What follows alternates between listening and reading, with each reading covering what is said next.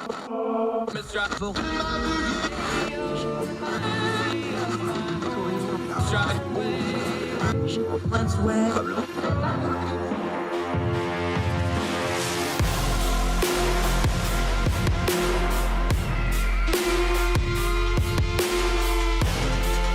your host, Andrew Donaldson. This is Heard Tell. Heard Tell Show. It is Wednesday, June the 8th, year of our Lord 2022. I'm Andrew Donaldson. Thank you so much for joining us. Thrilled to have you with us. Appreciate you joining us as we try to turn down the noise of some of the news cycle stories we have going on. A lot of them going on out there. Hope you and yours are well, wherever you're listening to us from across the street or around the world. A lot to cover today. Cooper Conway, good friend of the program, been here before. We're going to talk some education that doesn't involve school shootings for a change. Education, school choice, funding, COVID overhang in the education system. Going to get all of that in with our friend Cooper Conway in just a little bit. Also, another major aerospace company is moving to Northern Virginia. A few weeks ago, we talked about Boeing moving to the DC area. Now Raytheon's doing it. We'll talk a little military industrial complex here in just a little bit. Also on the program today, California recall. Boudin, the controversial DA out in San Francisco, was on the ballot for a recall. We'll touch in on how that election result came out. Also, a great story to end the program about a guy and his dog in a shrimp boat. The dog went missing, found its way home. Apparently did quite a bit of swimming for a little puppy. Did well there. Good story to end the program on. I want to read something here from writer Matt Labash, who is just as good a writer as anybody, from his Substack, which I highly recommend you subscribe to. He's a great writer, Matt Labash. But I have some bad news for you. This is him writing about all the bad news you watch that's making you angry. No matter how much you consume of it, they're going to keep making more of it. You're never going to catch up. And so if it's throwing your system off kilter, you're faced with a dilemma. How many shots of poison can you drink in good health per day? There's plenty of good news out there as well, acts of kindness and friendship, feats of generosity and sacrifice. But as my friends in the news racket like to say, good news is no news. A hard reality of the news trade is that ratings and clicks don't get generated, for the most part, by telling an audience how you might have stopped on the side of a busy highway to help an old lady change her tire. Now, if you hit the old lady with a tire iron, that's news they can use. And therefore, bad news does not just exist, but it so often becomes amplified out of proportion to the frequency with which it actually occurs. Lately, of course, plenty of bad news has not been fabricated or goosed. It's been real and pervasive. You're not imagining that baby formula has disappeared from supermarket shelves, that you're paying $5 a gallon for gas, that everything everywhere costs more than ever, and that a worldwide pandemic completely altered the way we lived and interacted with each other, that a new world war could trip off at any moment abroad, and that plenty of our politicians and the death cultists who revere them seem to be itching for civil war here at home. Such is the rough and tumble of life in tumultuous times, when precisely times weren't tumultuous, historians can't really specify. Again, we're reading from Matt Labash here.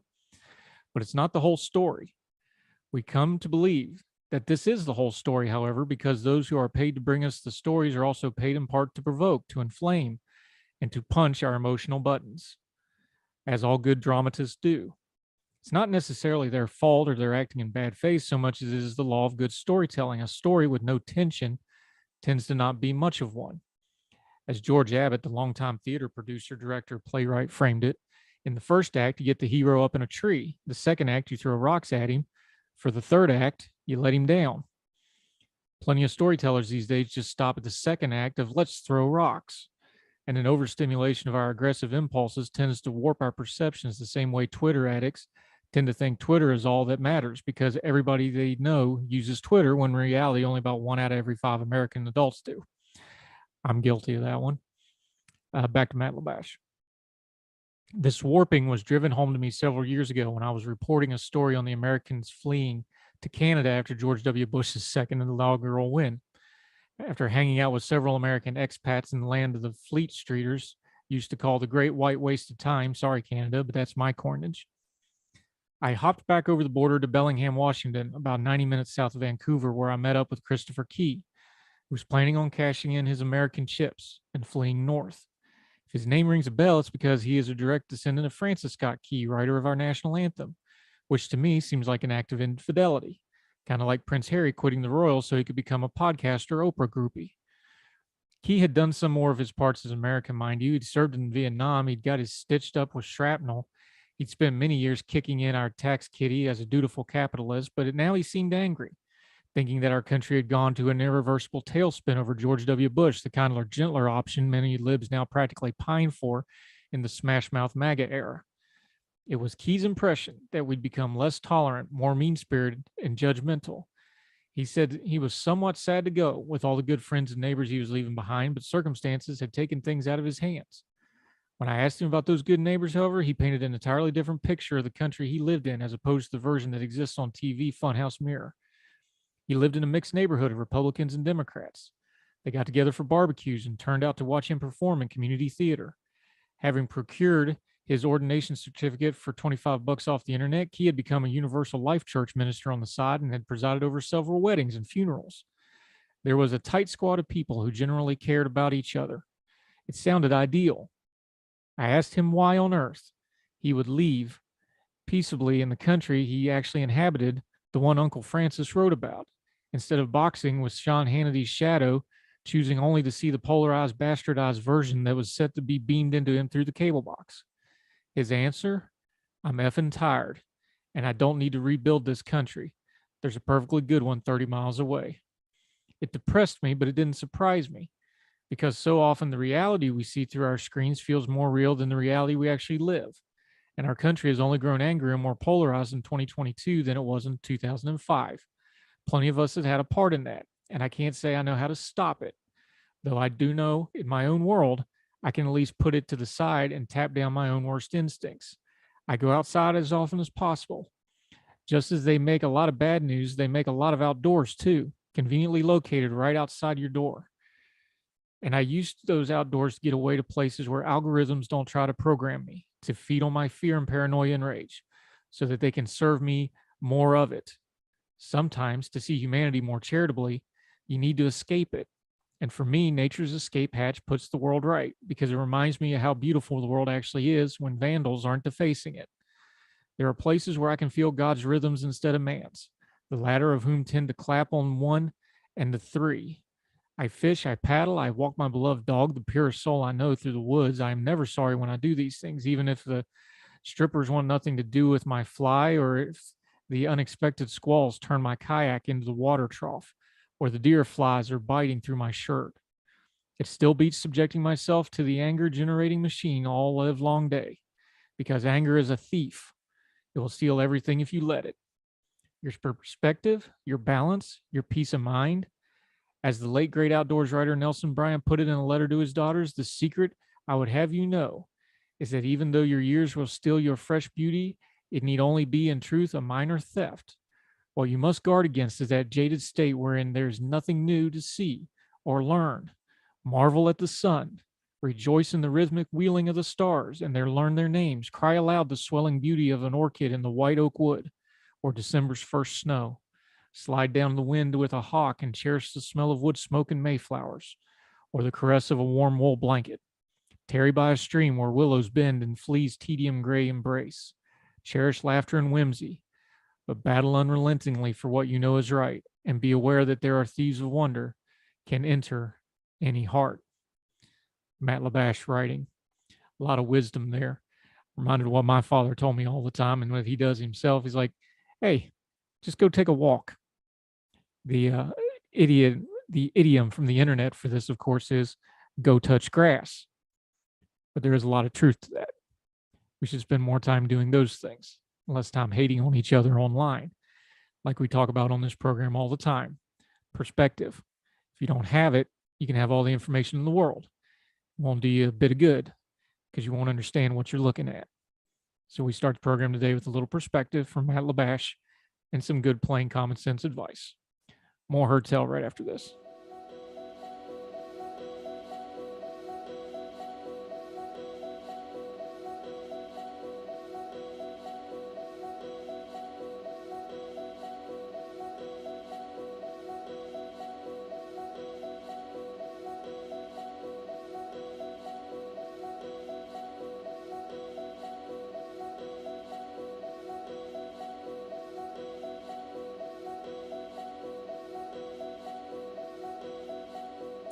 Welcome back to Hertel. Let's go to San Francisco. Chesa Boudin, the highly controversial district attorney out there, probably the most progressive district attorney in the country, has been recalled and recalled handily. Let's go to CNN. San Francisco voters have recalled District Attorney Chesa Boudin.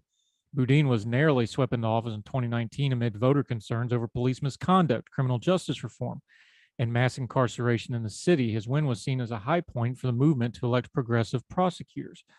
But his tenure was defined by the coronavirus pandemic and an overwhelming sense among San Francisco residents that crime, especially property crime, was both out of control and not a priority for the district attorney. This caused the political winds to shift dramatically against Boudin, with most San Francisco residents signaling on Tuesday that his laxer approach to certain kinds of crimes was unacceptable. The recall was also much about the impression San Francisco residents have of their own city as it was about crime rates. Homelessness and public drug use remain a persistent issue in the city, and residents have reportedly felt uncomfortable in large swaths of the commercial areas because of it. Boudin sought to fight the recall effort early by labeling it a natural reaction to the election of a progressive prosecutor and linking the effort to Republicans and police unions. But those claims didn't move voters, many of whom said they had made their minds up based on how they felt in their city. And while Republican money did help the effort, the push to recall Boudin was initially supported by Democrats. Of course, San Francisco, we know, is a heavily Democratic city. The results in San Francisco will have national implications too, underscoring just how risky it will be for Democrats to go too far on certain core issues, such as combating crime. San Francisco Mayor London Breed is now set to appoint an interim district attorney. I disagree on one point here. It's not that he was a progressive, although we can debate the policies, it's that you still have to do the job. We've all seen the viral videos out of San Francisco, people shoplifting, things like that. That stuff just politically is going to kill you no matter what you do. So soft on crime is always going to be a problem for people that are progressive and want to do criminal justice reform. There is an overlap between small government conservatives and people that want to do police reform if you handle it right. The problem is things like crime are always going to get you run out of office because kicking in doors and cracking down on crime always polls well, and it's always going to go to the votes well. That goes counter to trying to get good police reform done. This is going to be an eternal problem that folks are going to have to try to figure out a way to do. How do we get police reform? How do we get criminal justice reform without increasing crime? Chesa Boudin couldn't figure that out, and he's paying the price for it. Does that have national implications? Maybe. You still got to do the job you have. Even if you're a progressive prosecutor or conservative prosecutor, if crime rates get out of control, they're going to come looking for you. It's going to be hard. It's going to get harder, but you got to try to do the job that you're assigned to do. The people of San Francisco felt Chesa Boudin didn't do that job, and now he's out of a job. More Hertel right after this.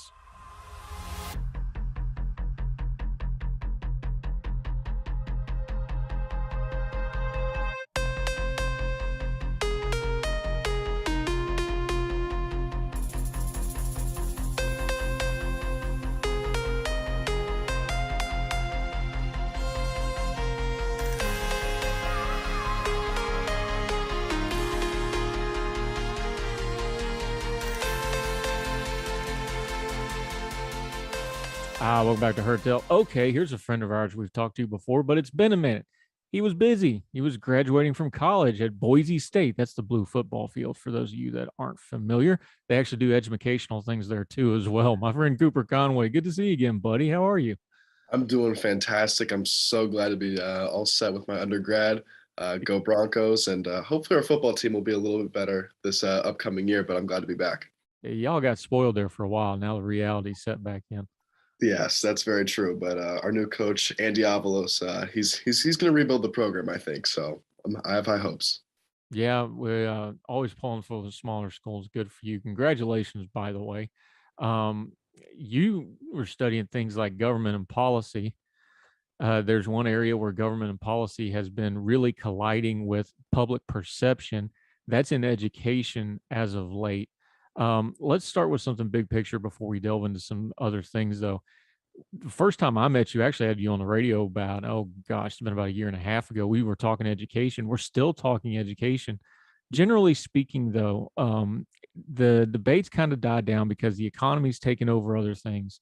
Of course, overseas things are going on, gas prices, things like this. I still think there's quite a bit of frustration on both sides, everybody involved here on education from the COVID thing. And I think a lot of these other issues we're dealing with, you scratch under the surface, especially when it comes to, messing with people's kids, like the baby formula thing, people are really touchy about their kids right now. And I think that comes back to this education debate that we've been having for the last year or two. Does it feel that way to you too? Yeah, it does feel that way. People ask me all the time, like, who's the most successful, proponent of school choice reform? And I can point to these think tanks, or I can point to journalists that are in favor of school choice. But really, at the end of the day, it's parents. Parents want their babies to have the best education possible. And when you stop that from happening, they get angry, especially the moms. You don't want to mess with a group of 10 moms because they're going to get things done. And especially right now, in terms of the American education system after COVID, we've had a lot of problems during COVID and even before in terms of student outcomes and student success. Let's deal with that too, because I think this is part of our problem here. You just said it, outcomes and success. I don't think we have a common definition of outcomes and success here, do we? And I think this is the core problem here because the school system, public school system seems to have one idea of what a core thing and success is. Every parent has a different set of core thing and success here. I think right there's kind of the core of this whole problem is we don't seem to have a unified theory of education here, do we? No, we really do not. Some parents want their students to be able to have the best opportunity to go to college. Others have a specific set of moral and civic values that they want each of their students to have, and it seems to butt heads with a lot of the problems with in terms of curriculum right now in our public schools, and how their kids are being taught. And this really just the curtain was pulled back during the pandemic, as parents for the first time really got an inside look into what their kids were being taught. Cooper Conway, Young Voices contributor, Boise State grad, freshly minted, joining us here. What I've been explaining it this way, and you can break it down better than I can because you're a better writer about this stuff than I am, though. I think the core of that, though, is we've lost the partnership. Uh, Students, teachers, and the kids and the government. That's all got to be a partnership. And it seems like all of that is adversarial. And then when we get to the bottom of all that stuff we just talked about, people being frustrated, people being upset, isn't that the breakdown? Is that there's no longer a partnership there? This all seems adversarial and it all seems like a fight. Yeah, totally. I mean, the goal of traditional public schools, right, is to have a community to come together, to be able to help out and provide the best education for every single child.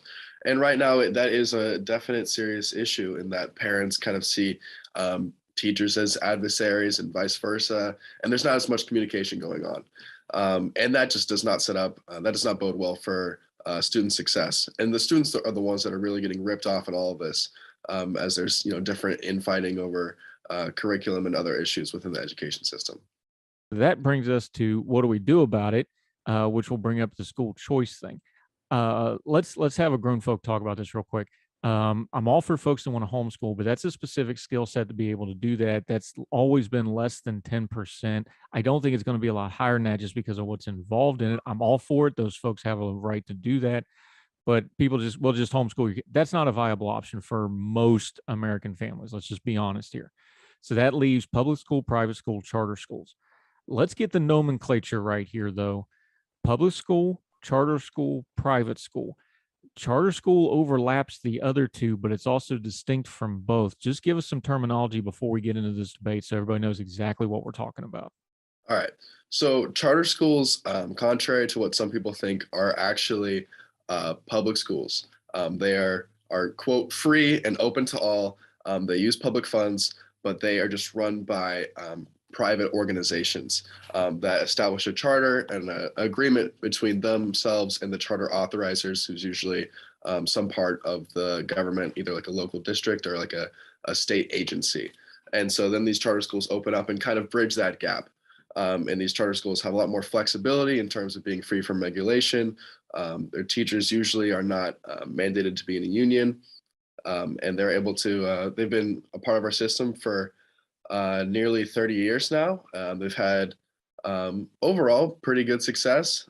And Yeah, so that's kind of, and then private schools are obviously you have to pay tuition to get in.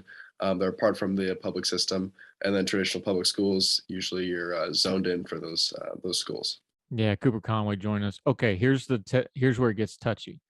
And you were writing about this in Ed Post and other places. We've talked about it before. Charter schools are public schools, but they're funded differently. Is that money taking money away from public schools? That's a great question. And I think that kind of goes back to what is this money supposed to be used for? The end goal of the money is right to educate the child to the best of our abilities. And so when a child leaves a traditional public school and goes to a charter school, that money is going to follow them over there. Um, and so in a way, it does quote defund the traditional public school. However, you're really funding the student and not necessarily the status quo of the system. And so if the traditional public school is doing a good enough job for that child, they're not going to lose any of the funds. However, if the family or finds that the charter school is going to do a better job for their student, that student hopefully is going to get a better education, and that will be at the charter school. Now, here's where we get into this again. Cooper Conway joining us on Heard Tell. With the charter schools, these things, it's kind of, how do I want to phrase it? These things kind of get broken into our political debates, and they get broken down into things like left and right. But you actually opened up your piece discussing it this way. A charter school can be anything. So, say you're somebody who into environmental issues and you're concerned about LGBTQ stuff.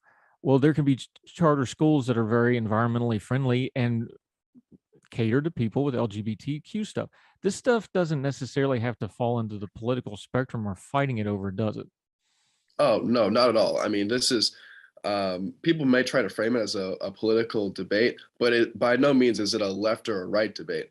I mean, there's classical charter schools, like I said, like you were saying, there's the LGBTQ, more culturally friendly charter schools. There's charter schools with some more anti-racist education. There's charter schools with less anti-racist or like less CRT, I guess would be the kind of the term, the hot term of the day.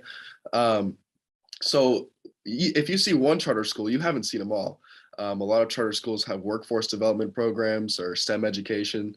And so at the end of the day, a lot of these parents are coming from a variety of different backgrounds, suburban and urban areas.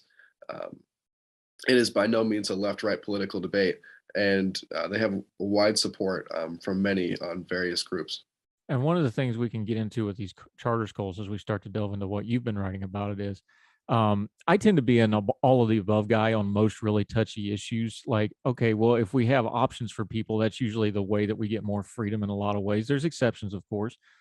I feel like education is one of those things we can do a lot of all of the above sort of thing. You talked about it in your piece. If you're going to have a school in New York City, it's going to probably reflect New York City. If you're going to have a school in, rural Alabama, it's probably going to reflect the more values and people of rural Alabama. So if we can give some leeway to these charter schools, the folks and the parents, you're still going to get what you're looking for in the school, and this is a good way to actually have a little bit of choice and freedom while still being inside of the public domain, right? Yeah, exactly. There's certain areas, especially like say in urban areas in New York, there's a lot of charter schools that kind of have these quote no nonsense charter schools where they have very strict school cultures, and that's actually what these parents want. They want these kids to have a sense of structure so that they have a better chance of going to college. This doesn't work for every single child, but it may work for some, especially for parents who are looking for that education. All right, so this gets up to where you were writing though is there's caps on these. There's a lot of political pressure involved. Define it for us though. What is a cap on a charter school? What does that actually mean? Who's pushing for that, and what does it do? So I'll give you a couple examples of two different caps. So at the start of COVID in the spring of 2020, I was working in Portland, Oregon, and the governor of Oregon, Kate Brown, shut down traditional public schools or public schools in general, and said, we're moving to online learning. And so right away, the public schools had a really tough time with this transition. A lot of the teachers hadn't done. I mean, who didn't have a tough time with the transition, right? It was kind of shocking out of nowhere. But traditional public schools took much longer in this transition, leaving a lot of the students without any education. They were just kind of stuck at home. Hopefully, their parents were teaching them a little bit if they're able to get away from their jobs. and spend that time. While charter schools, on the other hand, a lot of these charter schools are actually already online. So they already have the infrastructure in place to best serve these students. And then a lot of charter schools, because of their flexibility, were able to move online fairly quickly. And so parents naturally, what do? They see their child's not learning, and they see some other kids already had this learning infrastructure in place. So they transferred their kids into these online charter schools. Well, it turns out that worked for a little bit until there's a cap in terms of only 3% of children in district are allowed to transfer to a charter school or an online virtual charter school. And so that's like a student enrollment cap. In New York, there's actually a cap on the amount of charter schools that are able to be opened. So like I was mentioning earlier, charter schools have to be authorized by a charter school authorizer, either at the local or the state level usually. And there's only a certain amount of charter schools that are allowed to be open. And in New York City, that's 290. And right now, all of the charters have been given out to these schools. However, there's tons of people like Eva Moskowitz, who runs the Success Academy, which is arguably the most successful charter network in the country. Her students, it seems like every single year, it's like, 100% of our kids are graduating and going to college from lower income communities where that's not usually the norm. She's unable to open up more schools right now to allow more students, and especially in a school system that has demonstrated the ability to close the achievement gap in learning. And so those are kind of two examples of the charter school caps that we're seeing right now. Yeah, Cooper Conway joining us. We're going to come back to this after the break. We're going to talk more about the caps, going to talk more about charter schools, going to talk about the debate about them, the overhang of COVID, which is a real thing in education. Enrollments in some public schools are down. Enrollments in some public and private schools like charter schools are changing. We'll talk about that. More Cooper Conway, more education talk on Heard Tell right after this.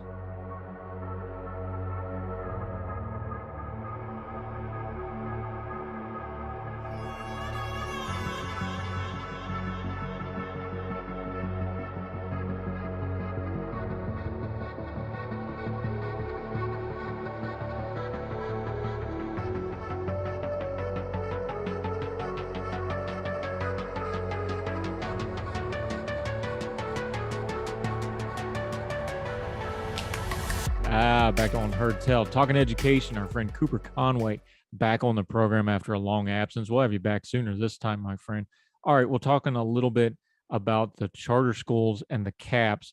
Here's where I start having questions. I'm one of those parents you just discussed. I was home with my kids. They were out of school for over 15, 16 months, really 18 months when you put it all together. And then they only went back for like a 6-week period for that last little bit. And then they went to a full school year. They didn't do the back and forth. They were out and they were done and they went straight virtual.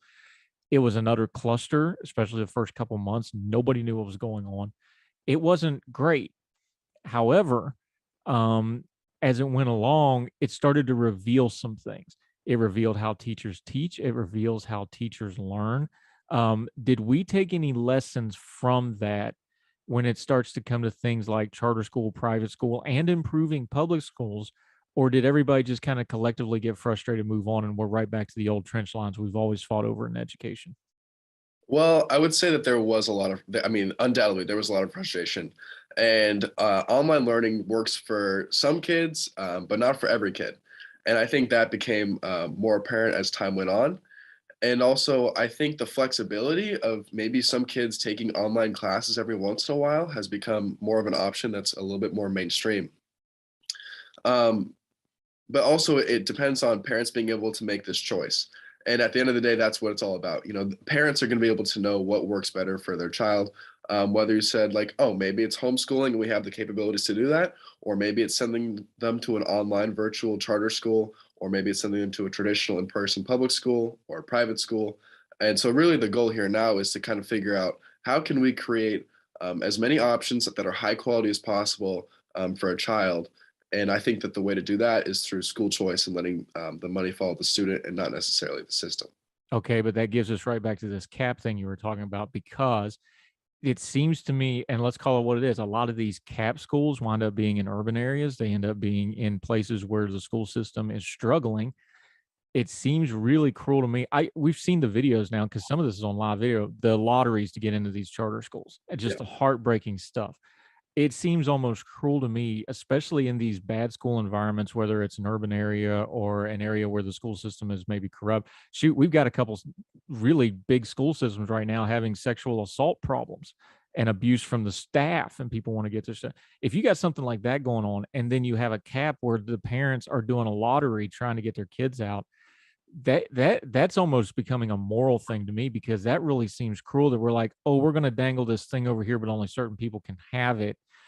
These caps, tell me this isn't just straight up rationing of education, because it's sure how it feels. I wish I could tell you that it wasn't the case. The National Alliance for Public Charter Schools came out with a study a couple of years ago, and they were like, well, right now there's about 3.5 million students that are enrolled in charter schools, right? But if we kind of got rid of the caps and allowed charter schools to open and didn't put as many restrictions on them, they estimated that an additional 5 million kids. And you're right, charter schools are free and they're open to all, but they do only have so much space right now. And so you do have these lotteries. I mean, think of it like this: is like you were calling this a lottery. You're getting lucky. You're getting all the money in the world basically, but really it's just a child's education, having a child be able to go to a good school, and that does seem wrong. And so the way I look at it is, why are we capping success? Why are we capping the opportunity for a child to learn in an environment that works best for them, from an academic standpoint and also from a safety standpoint? It really does not make any sense. And I think that if we're trying to build the K through 12 education system of the future, we can't wait anymore and hope, keep telling these parents, from communities with terrible schools that have been failing for decades, oh, it's just going to get a little bit better. We'll just spend some more money and hopefully it'll turn around. Like these kids can't wait. They need a better education now. And if that means going to the public charter school, we should find a way for them to get in there. Yeah, and these arguments here we go again, another cyclical argument wind up is like, okay, well, these public schools are failing. Like, well, if you're funding charter schools, that's why the public schools are failing. That's not what the data says. And in fact, we found out post-COVID, school enrollments are down. Now, the problem here is the education system, the public education system, I should say, is not meant to ever shrink. But in a lot of places, either because of demographic change, because of economic change, whatever the case may be, some of these schools are shrinking. They're not designed to do that. There's funding issues, there's political pressures. How do you go from making the argument, because again, you said charter schools are public schools. Here we are, the same argument again. It's like, well, the one's failing, so the other one's doing good, so therefore that one's taking from this one. How do we reflexively fight back against that? Because that's the argument that's always going to be made here, isn't it? Yeah, that is the argument that's always going to be made. And it makes sense why people think, oh, that money is shifting away, from the traditional public school. So obviously, this means there's less money in the public school and things are going to get worse. But that's, according to many empirical studies, that's not the case at all. In fact, when these charter schools are put into place, there was actually a recent study in February that said once charter school, has a 10% enrollment share in districts, that district actually sees a 6 percentage point increase, in math, and then a 3 percentage point increase in reading, and then almost a 3% percentage increase in high school graduation rates as well, from a couple of Tulane researchers there. And so it's really the competition starts to make the public school say, oh, we have to get better. It seems like, and that's the case in that they create a better system overall. Uh, Yeah, and let's do something else here too. If we're going to talk education freedom, we got to admit this. I didn't like the online thing. I think my children suffer. I can tell you directly because I saw the grades. They suffered, not just because the work, but because they lost a lot of caring, because they felt like they were getting jerked around, because they were getting jerked around. A lot of kids this generation feel that way. But some folks like the new technology and they like the online school. We noticed the thing, you mentioned it on Twitter. I talked about it as well. Khan Academy's been around for a while, but they've actually taken a next step here. They've partnered with Arizona State University. They've offered a compatible world-class online high school for free. I don't like it. A lot of people don't like the online school. Some people got a taste of it and really, really liked it. Don't we have to acknowledge there's one of those things, well, I don't like it, but if we're going to have diversity and freedom in education, this is probably a good thing to have floating out there too for those that want it. yeah, I mean, and that's completely the argument. Not everybody is going to have the same taste. I know personally, my college went online, and I actually really enjoyed the online classes. I felt like I was able to work at my own pace, which I think was a little bit quicker, than usual. And I was also able to focus on, my writing and being able to go on great shows like yours. And so that worked out for me. But also, there's tons of students I talked to who really did not like the online and couldn't wait till we were back in person to have these conversations in class amongst our peers, which I also enjoy. And so I think if there's a child who goes to school and just socially doesn't feel well there, or they're, say they're bullied, for example, why would you want to stay in a school where you're bullied and you have the opportunity to learn online at your own pace? I'd much rather do that and send my child there if that works better for them. Yeah, Cooper Conway joining us. Okay, the one we haven't talked about just yet, private schools. There's good and bad to them, and let's be adults here. There's good and bad private schools, just like there's good and bad public schools. What's the current path for them? Because one of the things they are super susceptible to, we're seeing it right now, is economic hardship. When you start having things like high inflation, high cost of living, first thing that goes, those really expensive school tuitions for a lot of family. It's not for everybody, but are we at the point where we probably need to redefine and make sure we codify, since that's the word of the day all of a sudden for rudimentary lawmaking? Do we need to have some more protections for private schools to exist? Not that they don't need oversight, not that they don't need accountability, but there does seem to be kind of a push by some in professional big education to just eradicate them altogether. Do you think we need some legislative protection for things like private schools?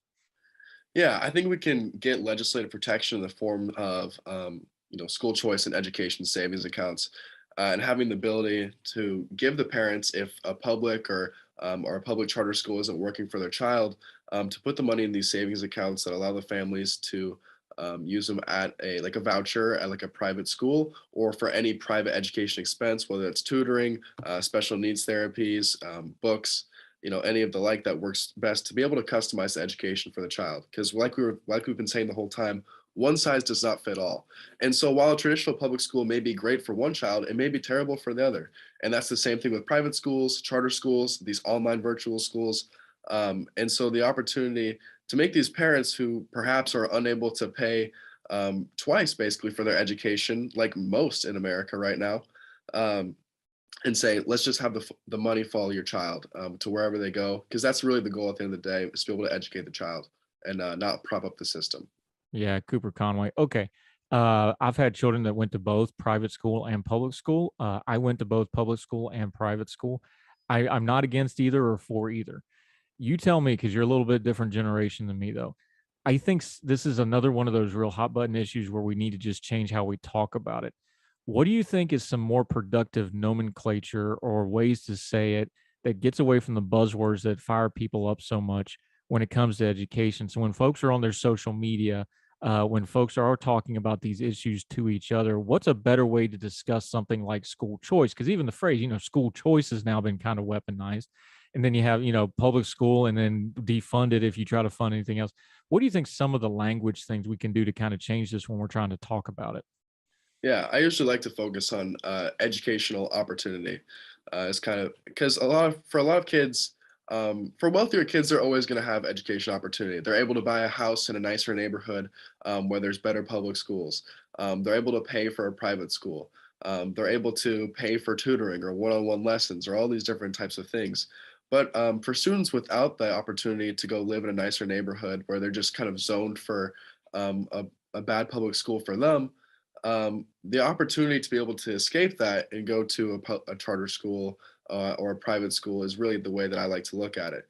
And we can really kind of close this achievement gap that's being seen in our education system right now. And so if we gave these kids these funds and let them be able to have the flexibility to use them on these different education expenses, we can really, change the American K through 12 education, which hasn't seen disruption in a long time. Yeah, and I think achievement gap is something to focus on there. Is like we need to quit worrying about putting success with the funding number and start putting it with are these actually productive citizens when they're done with the education system? That seems to be the gap, but that's another topic for another day because we'd love to get you back on. We need to expand education. Again, I'll go back to it again. When it comes to freedom issues, I'm usually an all of the above guy. Let people go to college, let people go to vocational schools, train people, all the my kid just did it. She graduated high school with basically an associate's degree because she dual course with the community college. There's a lot of options out there for kids, and we don't talk about the options quite enough. Let me give you the last word on this. What do you think the next battle in this is? I know we did the school board fights and we did COVID and we did CRT and all that. school choice wise, things like this, what do you think the next debate in education is going to be going forward? Oh, that's a tough question. I think the next debate is going to You're a be, college grad. You can handle it now. I'm going to ask you yeah, harder questions I going guess so. forward. From a K through 12 perspective, I guess it's going to be what's going to be the end goal, like we are talking about. For so long, it's been, well, let's just funnel all these kids into college. And I think more people are having the discussion of, is college the right choice for me, especially with the prospects of taking on these student loans. And then, maybe our K through 12 systems should be more focused on workforce development. I think that's where the next lane is going to be. I may be a little too early to tell on that one, but I guess we'll see. No, I agree with you because we keep talking about the educational bubble and whether it's going to pop. If it does, that's where it's going to come from, is people not getting the options they need. Great stuff as always. Cooper Conway, been too long. You're a professional now. We'll have you back on very soon to Heard Tell. Until we get you back, though, let folks know where you're writing, what you got going on, how to follow you on social media until they see you on the program again. Yep, you can see. Thank you so much for having me on. You can see all of my writings on the Young Voices website, and then you can follow me on Twitter at Cooper Conway with the number 1 on the end. It's always a pleasure. I appreciate it. Yeah, I love talking to you. You do good work, my friend. We'll talk again real soon. Thank you for the time today. Sounds good. Thank you. Thanks, Cooper.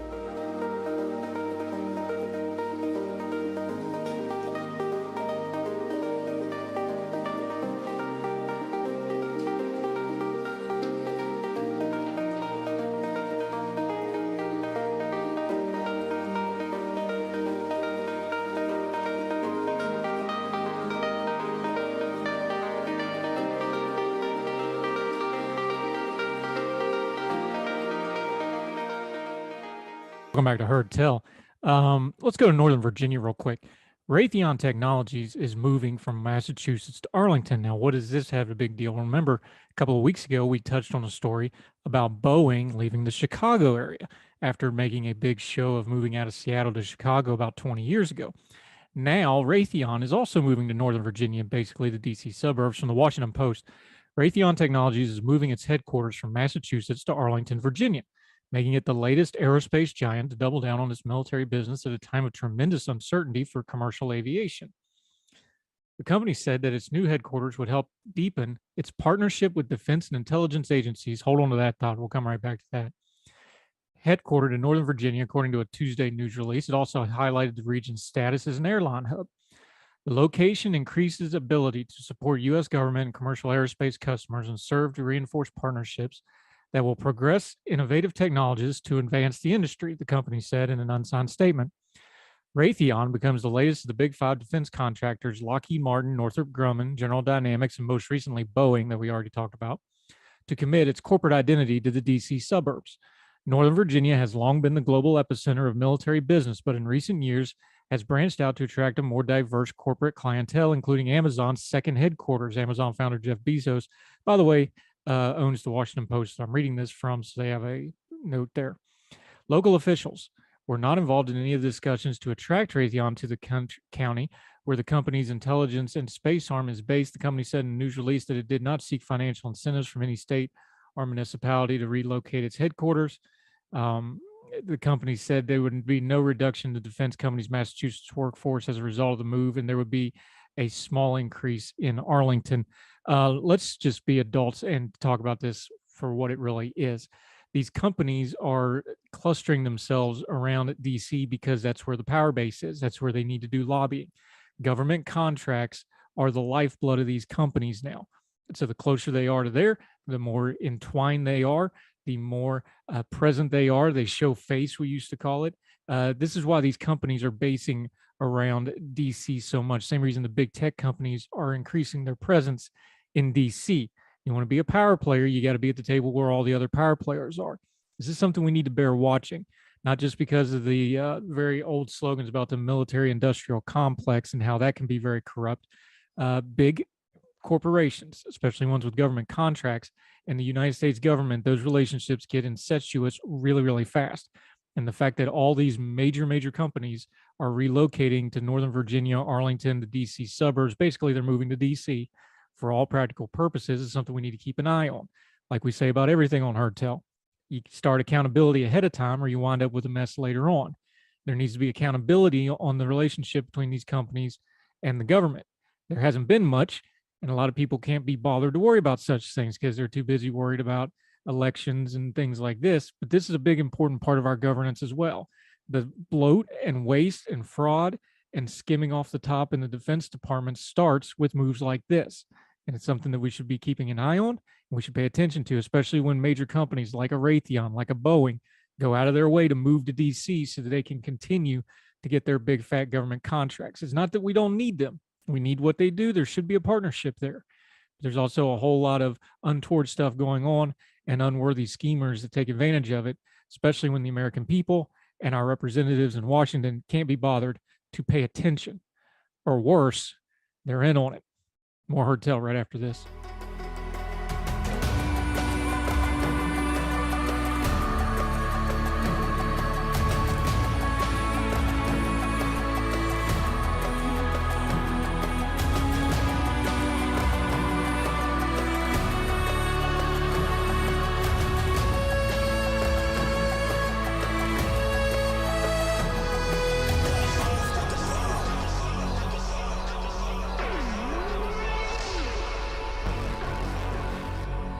And here's a good note for us to end on. A dog swam several miles to shore after she fell off the back of a shrimp boat in San Leon, Texas.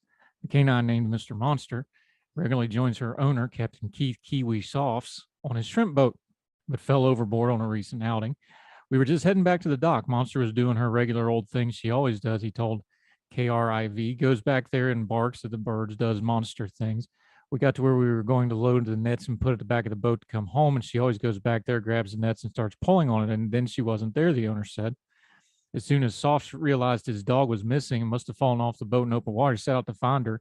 I said, "Where's she at?" And in the middle of the bay, pretty much. I mean, open water, 4 or 5 miles out of any land.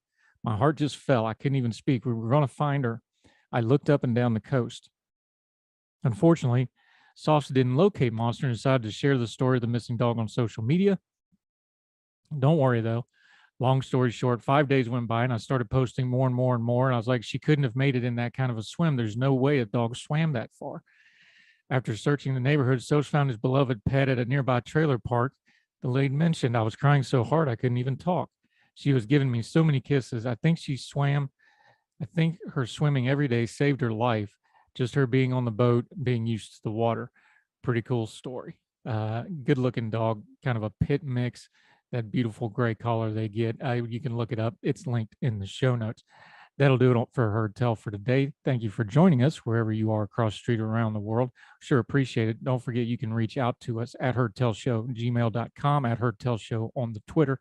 We'd love to hear from you, and we appreciate you so very much paying attention, listening, giving us the most precious thing you have, your time. And we thank you very much for it. So until we talk to you again, we hope you and yours are well. We hope you're well fed. We'll talk again real soon on Heard Tell. All the music on Heard Tell is provided under a Creative Content license from monstercat.com.